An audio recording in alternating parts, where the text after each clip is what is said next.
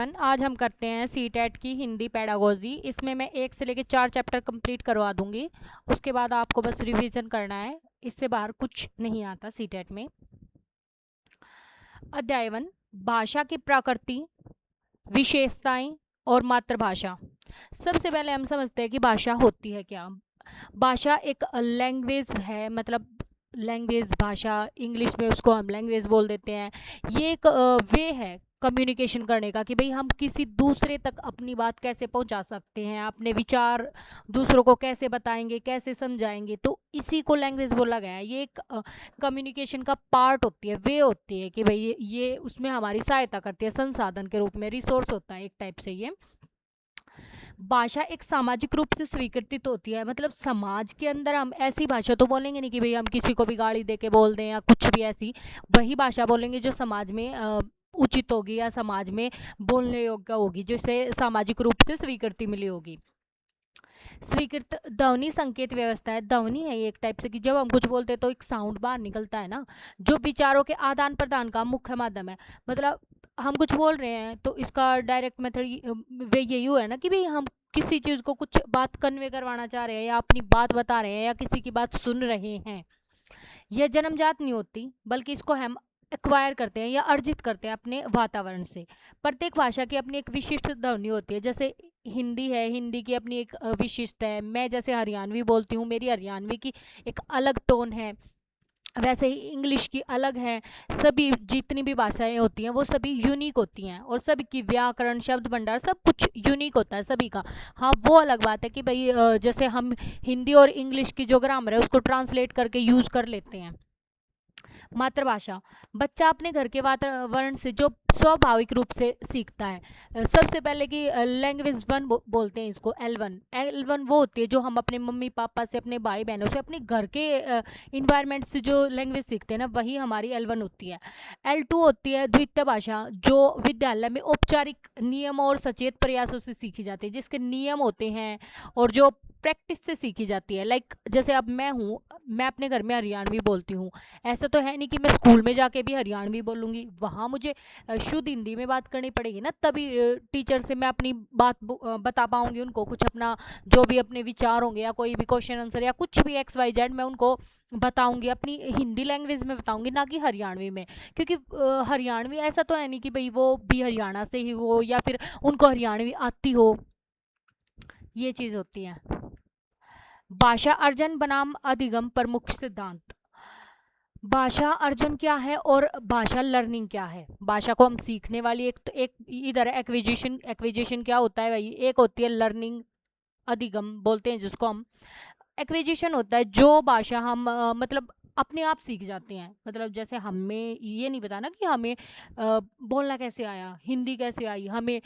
कोई भी अगर कोई सेंटेंस बोलता है, मैं जाता था, जाती हूँ, या कुछ भी ऐसा कोई भी सेंटेंस बोलते हैं, जैसे दूसरे स्टेट वाले हैं वो बोलते हैं मैं पढ़ता, पढ़ते, ऐसे वो कुछ भी बोलते हैं, हम उनकी मजाक उड़ाते हैं। लेकिन मजाक उड़ाना नहीं चाहिए, वो अपनी स्टेट की लैंग्वेज सीखते हैं। जैसे कोई बिहार से है तो वो अपनी बिहारी लैंग्वेज सीखेगा, हम हरियाणा से हैं तो हम अपनी हरियाणवी सीखते हैं।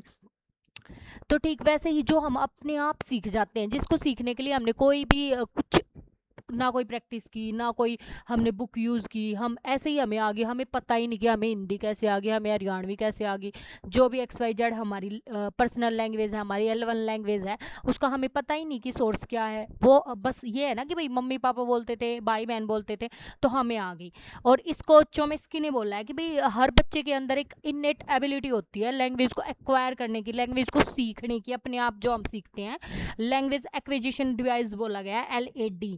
और ये चोमिस्की है ना, इनका ये सिद्धांत, ये जो LAD का वो होता है, ये काफ़ी बार पूछा गया है कि भाई किसने दिया, किसने बोला कि भाई लैंग्वेज एक्वायर होती है, लैंग्वेज अपने आप जन्मजात सीखी जाती है। एक्विजिशन, लैंग्वेज एक्विजिशन के बारे में किसने बोला, तो इन्हीं का नाम आता है, नोम चोमिस्की का। उसके बाद होता है भाषा लर्निंग या अधिगम। जो हम बोलते हैं लर्निंग, किसी क्या है लर्निंग, कि भाई हम कोई भी चीज़ सीख रहे हैं जिससे हमारे बिहेवियर में चेंज हो रहा है, उसी को हम लर्निंग बोलते हैं। तो जो भाषा हम लर्न करके या प्रयासों से, प्रैक्टिस से, बुक से और उसके नियम वगैरह रट के हम सीखते हैं ना, उसी को हम लैंग्वेज लर्निंग बोलते हैं। ये हमारी सेकंड लैंग्वेज होती है जो हम स्कूल में सीखते हैं, जैसे इंग्लिश होगी हमारी, या कोई फ्रेंच सीख रहा है, या कोई और लैंग्वेज सीख रहा है, अरबी फारसी कोई भी लैंग्वेज जो हम लर्न कर रहे हैं बुक से। आजकल जैसे डुओलिंगो चला हुआ है, डुओलिंगो से हम सीखते हैं, वो भी तो लैंग्वेज लर्निंग हुआ ना। अपने आप तो वो हमें आ नहीं रही, हम उसके लिए प्रैक्टिस कर रहे हैं, प्रयास कर रहे हैं ना कि भाई मुझे ये टारगेट लैंग्वेज सीखनी है। विगोत्स्की का सिद्धांत क्या कहता है? लेव विगोत्स्की का मानना है कि भाषा का विकास सामाजिक अंतक्रिया से होता है। मतलब कहने का ये है कि हम कोई भी लैंग्वेज सीखते हैं उसको सोशल इंटरेक्शन से सीखते हैं, बातचीत से सीखते हैं, लोगों के साथ हम बात करते हैं तो हम सीख जाते हैं। जैसे कोई भी बच्चा है, वो अभी फ़िलहाल इंडिया में पढ़ाई 12th के बाद वो ऑस्ट्रेलिया कनाडा कहीं भी चला जाता है, वहाँ पे वो जॉब करेगा, वहाँ स्टडी करेगा, तो वहाँ के लोगों के साथ बात कर करके उसको इंग्लिश ऐसा फ्लुएंट हो जाएगा वो, हम सोचेंगे कि भाई ये तो बिल्कुल ऐसा लग रहा है जैसे इसी की फर्स्ट लैंग्वेज ही इंग्लिश हो, बट उसने तो एक्वायर किया है ना अपने इन्वायरमेंट से। ये होती है सोशल इंटरेक्शन से। जीन प्याजे बोलते हैं कि भाषा का विकास बच्चे के संज्ञानात्मक कोग्निटिव डेवलपमेंट के साथ गहराई से जुड़ा हुआ। कोग्निटिव डेवलपमेंट ये होती है हमारी सोचने की शक्ति, कि भाई जो हम सोच रहे हैं, बोल रहे हैं, हमारे दिमाग में जो भी ये थॉट प्रोसेस होती रहती है, उसको कॉग्निशन बोला है प्याजे ने। उसके बाद कुछ ये महत्वपूर्ण प्रश्न है कि भाई एलईडी की अवधारणा किसने प्रस्तुत की? ये है नोम चॉम्स्की, इनका नाम आता है। मातृभाषा और द्वितीय भाषा के बीच क्या अंतर है? भाई मातृभाषा वो होती है जो हम स्वाभाविक रूप से अर्जित करते हैं, और दूसरी भाषा को हम औपचारिक रूप से फॉर्मल वे में सीखते हैं। विगोत्स्की के अनुसार भाषा का सबसे महत्वपूर्ण सोर्स क्या है या किसकी भूमिका है? तो सोशल इंटरेक्शन। विगोत्स्की का अगर जहाँ भी कोई नाम आता है ना, तो हमेशा आंख बंद करके ये लगा देना कि भाई सामाजिक अंतक्रिया या सोशल कल्चर से रिलेटेड जो भी बात होगी ना, विगोत्स्की वहीं मिलेंगे। सेकंड आता है भाषा शिक्षण, उद्देश्य और शिक्षक की भूमिका, कि भाषा शिक्षण के क्या उद्देश्य है, हम क्यों सीखते हैं भाई भाषा, और शिक्षक की इसमें क्या रोल है, कि शिक्षक क्या करवाता है मतलब लैंग्वेज में। वैसे हम अपने घर पे अपने मम्मी पापा से भी तो सीख लेते हैं, तो फिर टीचर का क्या रोल रह गया लैंग्वेज में, ये चीज़ हम इसमें देखते हैं कि क्या है रोल टीचर का। LSRW, LSRW का मतलब है लर्निंग, वो listening, sorry, listening, speaking, reading और राइटिंग। ये एक सीक्वेंस में होती है। पहले हम लिसन करते हैं किसी भी चीज़ को, या कोई बोल रहा है हम उसको लिसन करेंगे, उसके बाद हम बोल लेंगे कि भाई इसने ऐसे बोला था तो हम भी वैसे ही बोलने का ट्राई करते हैं। उसके बाद क्या आता है, हम रीड करते हैं कि हमने लिसनिंग कर ली, स्पीकिंग कर ली, अब हम करेंगे किसी चीज़ को रीड। रीड करने के बाद हमारे पास आ जाते हैं वर्ड्स, उसके बाद हम करते हैं राइटिंग। तो ये सिंपल सा ऐसा ही प्रोसेस होता है और ये ऐसे ही चलता है सीक्वेंस में। यहाँ टीचर का क्या रोल बताया गया है? टीचर का रोल बताया गया है फैसिलेटर का। फैसिलेटर मतलब जो हमारी हेल्प करता है। जैसे हमें लैंग्वेज सीखनी है तो हमें कोई ट्यूटर चाहिए ना, कोई ऐसा चाहिए जो हमें गाइड कर सके, मोर नॉलेजेबल पर्सन चाहिए ना, जिसको वो लैंग्वेज आती हो, टारगेट लैंग्वेज जो हम सीखना चाहते हैं, या उसको उसके बारे में पता हो कि भाई कैसे सीखी जाती है, या उसने उस चीज़ को करके देख रखा हो, वही तो हमारी हेल्प करेगा ना। तो एनसीएफ 2005 के अनुसार बोला गया है कि टीचर एक फैसिलिटेटर है जो बच्चे की हेल्प करेगा भाषा को सीखने में, उसकी स्टडीज़ में, हर चीज़ में टीचर हेल्प करेगा उसकी। वो टीचर ना होगा, एक फैसिलिटेटर है, सुविधा देने वाला है। एरर्स, एरर्स के बारे में बताया गया है कि भाई एरर्स स्वाभाविक है, और लर्निंग में एरर्स तो मोस्ट इंपॉर्टेंट रोल प्ले करते हैं, कि एरर हो रहे हैं तो इसका मतलब लर्निंग हो रही है। नेक्स्ट, भाषा शिक्षण के प्रमुख उपागम और विधियाँ कौन सी है, कि भाई किस किस अप्रोच से हम लर्निंग करेंगे, कि भाषा कैसे सीखेंगे हम, कैसे पढ़ाई जाएगी, और कौन कौन सी विधि का हम यूज़ करेंगे। संप्रेषण और रचनावादी उपागम वर्तमान शिक्षण की सबसे प्रभावी है। संप्रेषण, संप्रेषण होता है कम्युनिकेशन करना किसी के साथ, हम बातचीत करके उसको बता रहे हैं। कोई जैसे मेरे को कोई दूसरी लैंग्वेज सीखनी है, तो उस लैंग्वेज के जो पर्सन है, मोर नॉलेजेबल जो पर्सन है, उससे मैं बात करूँगी अपनी लैंग्वेज में, लेकिन उसको वो दोनों लैंग्वेज आती होंगी, हिंदी भी आती होगी, उसको वो अपनी लैंग्वेज भी आती होगी जो मुझे सिखाना चाहता है, तो वो मेरी बात को मेरी लैंग्वेज में सुनेगा, फिर मुझे बताएगा कि ये ऐसे सीखी जाती है। तो ये कम्युनिकेशन, हम ऐसे बातचीत करेंगे कि भाई एक दूसरे से। रचनावादी, क्रिएट करके सीखना किसी भी चीज़ को, क्रिएटिव लर्निंग का तो आजकल कॉन्सेप्ट चला ही हुआ है। उसके बाद है पारंपरिक, ट्रेडिशनल मेथड कौन सा है? ट्रेडिशनल मेथड यही है व्याकरण का अनुवाद करना, कि सिंपल मैं कोई भी एक ये रूल है कि भाई सब्जेक्ट वर्ग एग्रीमेंट ऐसे होता है, पहले सब्जेक्ट फिर वर्ब फिर उसके बाद ऑब्जेक्ट, ये चीज़ ऐसे आती है। ये चीज़ रट ली हमने, इसको हम डायरेक्ट अप्लाई कर देंगे अपने उसमें। इसमें नियम रटे जाते हैं, इसमें बच्चा सेंटर में नहीं होता, संप्रेषण भी कमज़ोर होता है, क्योंकि इसमें रटने की बात हो रही है ना। जहाँ रटने की बात आ गई वहाँ तो बच्चा कभी भी सेंटर में होगा ही नहीं, और वो सबसे वीक मेथड माना जाता है।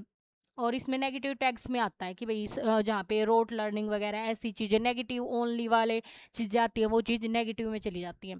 प्रत्यक्ष विधि डायरेक्ट मेथड, कि भाई हम सीधा इंग्लिश सीख रहे हैं तो इंग्लिश टू इंग्लिश। अब आप सोच रहे होगे कि मैं बार बार इंग्लिश का ही एग्जांपल दे रही हूँ, क्योंकि हमारी तो सेकंड लैंग्वेज ही इंग्लिश है ना, हमें तो आती ही नहीं है इंग्लिश इतनी।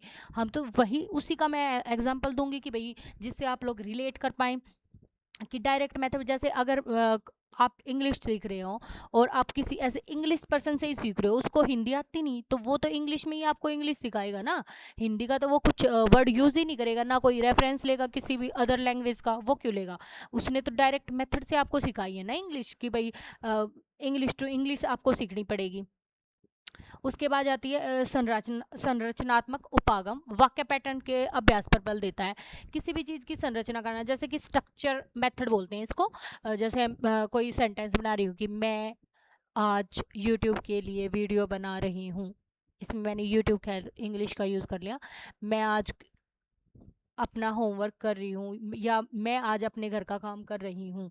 ये ऐसे स्ट्रक्चर बनाना कि यह है क्या, प्रोनाउन है, काम वर्ब है, ऐसे एक एक चीज़ को सेंटेंस बनाना, और उसमें उस हर चीज़ का स्ट्रक्चर हमें पता है ना, कि भाई सब्जेक्ट है, वर्ब है, ऑब्जेक्ट है, इनडायरेक्ट ऑब्जेक्ट है, प्रीपोजिशन है, प्रीपोजिशन का ऑब्जेक्ट है, ऐसे। उसके बाद मॉडर्न मेथड क्या है। मॉडर्न मेथड ये लेटेस्ट वाले जो अब आज के टाइम पे आधुनिक युग में चल रहे हैं। संप्रेषण कम्युनिकेशन की, भाई हम बच्चे के साथ बात करेंगे, बच्चे को वर्ड्स बताएंगे कि भाई किसी को ग्रीट करने के लिए हम हेलो यूज़ करते हैं इंग्लिश में, या किसी और लैंग्वेज में किस चीज़ को हम बोलते हैं, जैसे सत श्री अकाल हो गया, या फिर कोई भी टारगेट लैंग्वेज आप लर्न करना चाहते हो उसी में कम्युनिकेट करेंगे बच्चे के साथ, बातचीत पर जोर देंगे।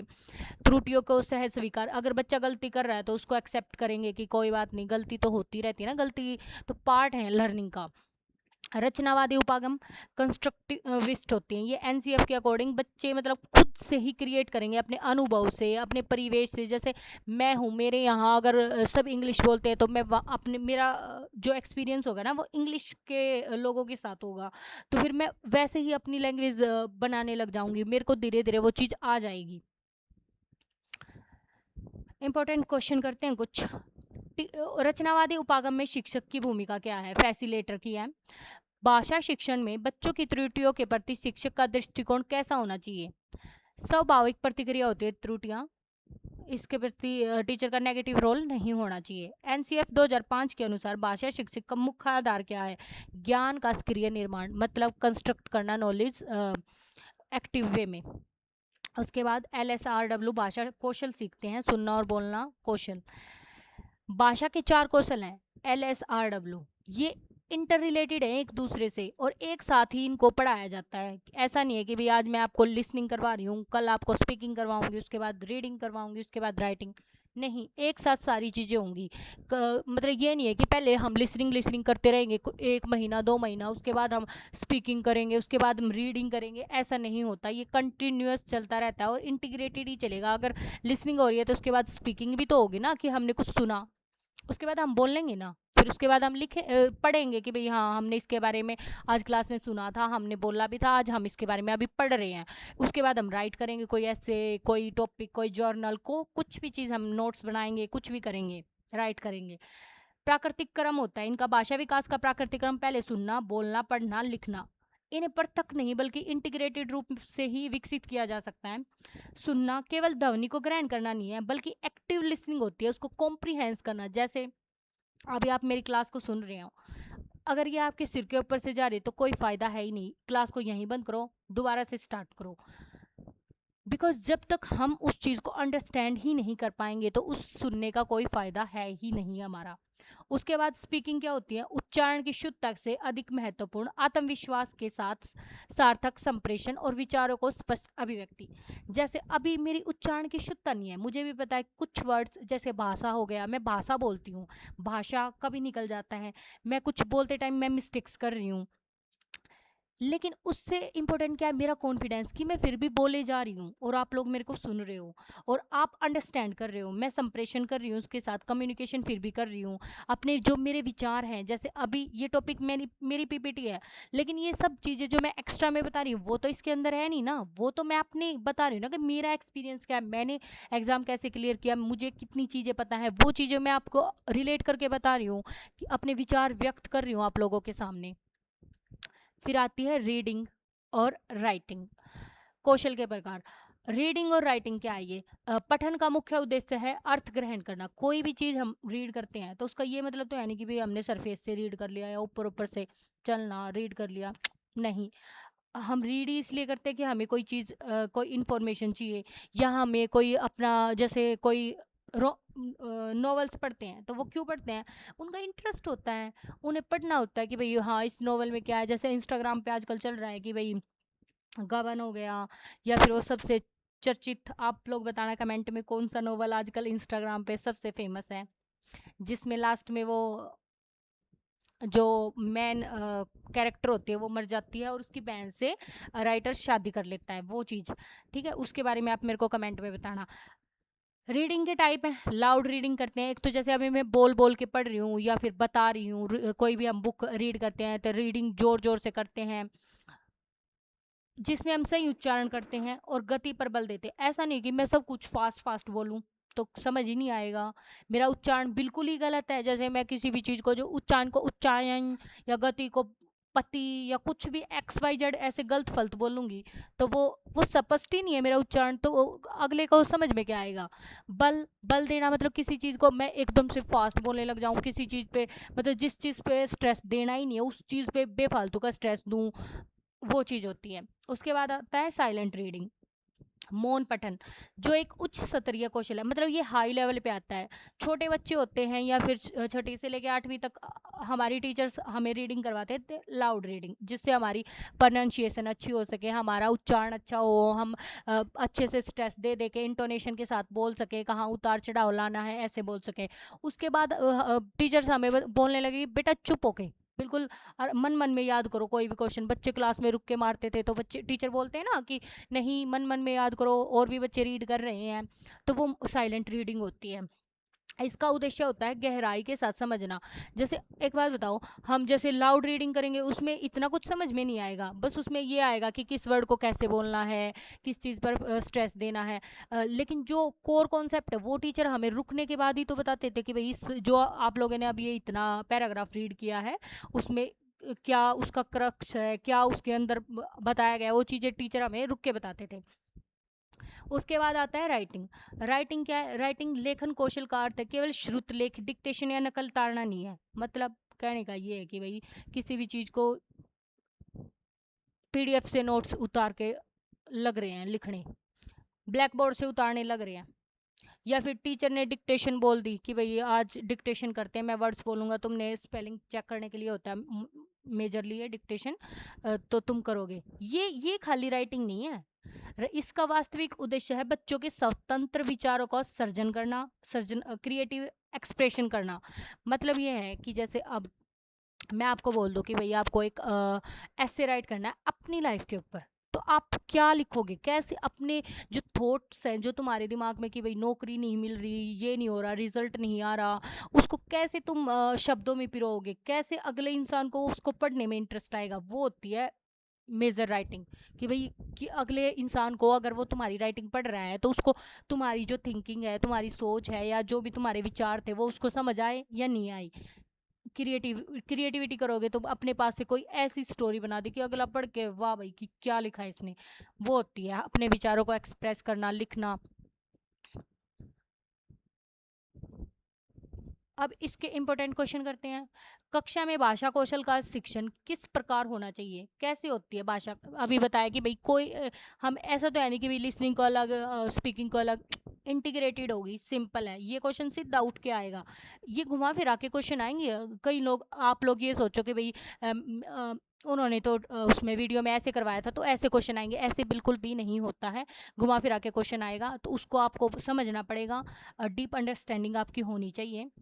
मौन पठन साइलेंट रीडिंग का मुख्य उद्देश्य क्या है? अब ये मैंने करवाया था कि भाई कॉम्प्रीहेंस करना, अर्थ ग्रहण करोगे तभी तो साइलेंट रीडिंग का कुछ ये मेजर रोल होता है कि भाई हमें वो चीज़ समझ आए। बोलने के कौशल के मूल्यांकन में सबसे महत्वपूर्ण क्या है? सार्थक और आत्मविश्वास पूर्ण अभिव्यक्ति, कि भाई हम उसको बिल्कुल अच्छे तरीके से उसको प्रस्तुत कर पा रहे हैं और हमारा कॉन्फिडेंस बोलते टाइम अच्छा होना चाहिए कि सामने वाले को ये ना लगे कि भाई ये तो हेजिटेट कर रहा है बोलते टाइम। बहुभाषिता, मल्टी लैंग्वेज और कक्षा में भाषाई विविधता। बहुभाषिता कि भाई एक इंसान को एक से ज़्यादा भाषाओं का की नॉलेज होना, जैसे अब मेरे को हरियाणवी आती है, इंग्लिश मैं कर लेती हूँ, चाहे मेरा हार्ट टाइट है बट है थोड़ा मैं कर लेती हूँ। उसके बाद पंजाबी मैं अंडरस्टैंड कर लेती हूँ, पंजाबी को, पंजाबी सॉन्ग्स हम सुनते हैं। राजस्थानी हम समझ लेते हैं। अगर हम जैसे एमपी की तरफ जाएंगे तो वो तो हिंदी बोलते हैं, एमपी यूपी वाले, वो तो हिंदी ही होगी। खैर ये होगी बहुभाषिता कि भाई मुझे इतनी लैंग्वेज आती हैं, मुझे बोलना आता है ये सब। और कक्षा में भाषाई विविधता कि मेरी जो क्लासरूम है, जैसे अब मेरी क्लास में 30 बच्चे हैं, कोई तो मराठी बोल रहा है, कोई कन्नड़ी बोल रहा है, कोई कैसी बोल रहा है, कोई हिंदी, कोई हरियाणवी, कोई हिमाचली, कोई डोंगरी, ऐसी बहुत सारी लैंग्वेज के बच्चे मेरी क्लास में हैं, उसको बोलेंगे हम भाषाई विविधता। भाषाई विविधता को एक रिसोर्स के रूप में देखा जाता है एनसीएफ 2005 के दृष्टिकोण के अकॉर्डिंग। ये रिसोर्स है। पहले टीचर क्या सोचते थे कि भाई इन बच्चों मतलब बहुत सारी लैंग्वेज वाले बच्चे अगर हमारी क्लास में हैं तो उनको ये होता था कि भाई सभी बच्चों को हम कैसे समझाएं, मतलब इरिटेशन सी होती थी टीचर को, या फिर ये लगा लो कि भाई टीचर खुद ही पहले इतना बर्डन होता है टीचर के ऊपर, ऊपर से एक बच्चे को तो वो हिंदी में समझा रहे, दूसरे को हिंदी में समझ आ ही नहीं रहा, उसको किसी और लैंग्वेज में समझाना है। तो पहले टीचर इसको समस्या समझते थे, बट एनसीएफ 2005 ने इसको मल्टीलिंगुअलिज्म को रिसोर्स के रूप में बताया कि भाई ये तो रिसोर्स है कि बच्चे एक दूसरे की भाषा से सीखेंगे, उनके कल्चर के बारे में सीखेंगे। वैसे ही आता है त्रिभाषा सूत्र 2005 के जो एनसीएफ था, उससे ये दिया था कोठारी कमीशन ने। कोठारी कमीशन ने त्रिभाषा फॉर्मूला दिया था। इसमें फर्स्ट लैंग्वेज होती है हमारी मातृभाषा, उसके बाद आती है हिंदी, उसके बाद आती है अंग्रेजी। अगर किसी की मातृभाषा ही हिंदी है तो उसकी सेकंड लैंग्वेज फिर इंग्लिश हो जाएगी, और थर्ड लैंग्वेज कोई भी कल्चरल लैंग्वेज जैसे तमिल, तेलुगु, संस्कृत या कोई भी ऐसी कल्चरल लैंग्वेज हो जाएगी, या फिर कोई फॉरेन लैंग्वेज हो जाएगी, जैसे फ्रेंच होगी, जर्मन होगी, या फिर कोई और रशियन होगी। ऐसे कोड स्विचिंग, भाषाओं का मिश्रण, प्रयोग त्रुटि नहीं बल्कि बच्चों की स्वाभाविक भाषा कुशलता है। मतलब कोड स्विचिंग कैसे, जैसे अब मैं बोल रही हूँ कि भाई मैंने अपना होमवर्क कर लिया, तो मैंने अपना, ये हिंदी होगी, उसके बाद होमवर्क आ गया, ये मैंने कोड स्विच करके फिर बोल दिया ना कि मैंने अपना होमवर्क कर लिया, ये कोड स्विचिंग है। इसको एक इसको भी भाषाई कुशलता बताया गया है कि भाई बच्चे, ये कोई गलती नहीं है कि भाई बच्चा अगर हिंदी जानता तो वो हिंदी हिंदी में ही बात करेगा। वो अगर कोई वर्ड उसको ऐसे है जो कॉमन वर्ड है जो आजकल इंग्लिश के यूज़ होते हैं, हम उसको भी यूज़ कर सकते हैं। जैसे रेलगाड़ी हो गया, ये तो इंग्लिश का ही वर्ड है ना, रेलगाड़ी। तो ऐसे हम यूज़ करते हैं, इसको कोड स्विचिंग बोलते हैं।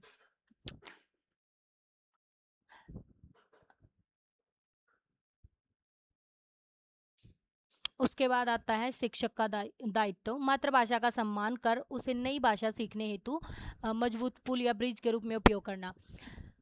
टीचर का क्या रोल है कि भाई बच्चे को नई नई लैंग्वेज सीखने के लिए उसको इनकरेज करे कि भाई बच्चा नई लैंग्वेज सीख पाए, बच्चा मतलब उसको काफ़ी लैंग्वेज की नॉलेज हो।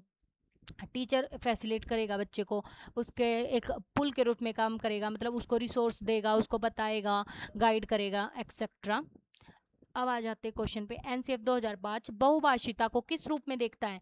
एक शैक्षिक संसाधन के रूप में देखता है कि भाई रिसोर्स है ये चीज़, मल्टीलिंगुअलिज्म एक रिसोर्स के रूप में है। बातचीत के दौरान दो भाषाओं के मिश्रण के उपयोग क्या कहलाता है? कोड स्विचिंग या कोड मिक्सिंग। वैसे एक चीज़ इसमें गलत है, कोड मिक्सिंग मिक्स करना तो हो गया भाई दो लैंग्वेज को मिक्स करके, और कोड स्विच करना हो गया जैसे अभी मैं बोल रही हूँ ठेठ हरियाणवी, उसके बाद एकदम से मैं बोलने लग जाऊँ पंजाबी, फिर मैं बोलने लग जाऊँ हिंदी, ये होता है फिर कोड स्विचिंग। ये थोड़ा सा इसमें आप एडजस्ट कर लेना है, मैंने आपको क्लियर कर दिया है, बट ये दोनों चीज़ें एक दूसरे के पैरेलल ही आती है। कक्षा में मातृभाषा के प्रति शिक्षक का क्या दृष्टिकोण होना चाहिए? मातृभाषा के प्रति शिक्षक को सम्मान करना चाहिए, फर्स्ट से लेके फिफ्थ क्लास तक तो मातृभाषा में ही लैंग्वेज स्टडी करवाई जाती है, ये तो एनसीएफ में बोला गया है। और बच्चों को नई भाषा सीखने का पुल बनाना चाहिए, मतलब उसको गाइड करना चाहिए, उसके लिए एक टाइप से ब्रिज के रूप में काम करता है टीचर। अब कुछ क्विक रिविजन्स टाइप में हो जाएगा कि भाई कुछ चीज़ें आपको काम आएंगी। त्रुटियों को स्वीकार करना, गलतियाँ एक स्वाभाविक है, मतलब लर्निंग में अगर मिस्टेक्स नहीं है तो लर्निंग एज अ विंडो काम करती हैं कि भाई हमें पता चलता है कि कहाँ वीक एरिया है, वहीं हम फिर सुधार करेंगे। शिक्षक केंद्रित शिक्षार्थी केंद्रित दृष्टिकोण, मतलब चाइल्ड सेंटर्ड लर्निंग, रचनावाद के आधार पर बच्चे के ज्ञान का सक्रिय निर्माता बताया गया है कि बच्चा अपनी जो नॉलेज है वो खुद कंस्ट्रक्ट करता है, खुद बनाता है अपने इन्वायरमेंट से। बहुभाषिता को रिसोर्स के रूप में एनसीएफ ने बताया कि एक रिसोर्स है भाई, मल्टीलिंगुअलिज्म। समेकित भाषा कौशल, एलएसआरडब्ल्यू को एक अंतर संबंधित विकास होता है, इंटीग्रेटेड ही इनको सिखाया जा सकता है। टीचर का रोल क्या है? टीचर एक फैसिलेटर के रूप में काम करता है, मार्गदर्शन करता है बच्चे की, ना कि तानाशाह नहीं होता, बल्कि फैसिलेट करेगा बच्चे को, उसकी लर्निंग में हेल्प करेगा। और आज के लिए इतना ही, बाकी जो इसके नेक्स्ट पार्ट्स रह गए हैं वो मैं आपको नेक्स्ट वीडियो में प्रोवाइड करूँगी। और आप लोगों को मेरी वीडियो कैसी लगी फीडबैक ज़रूर देना, और मेरे चैनल को सब्सक्राइब ज़रूर करना, लाइक करना, एंड थैंक यू।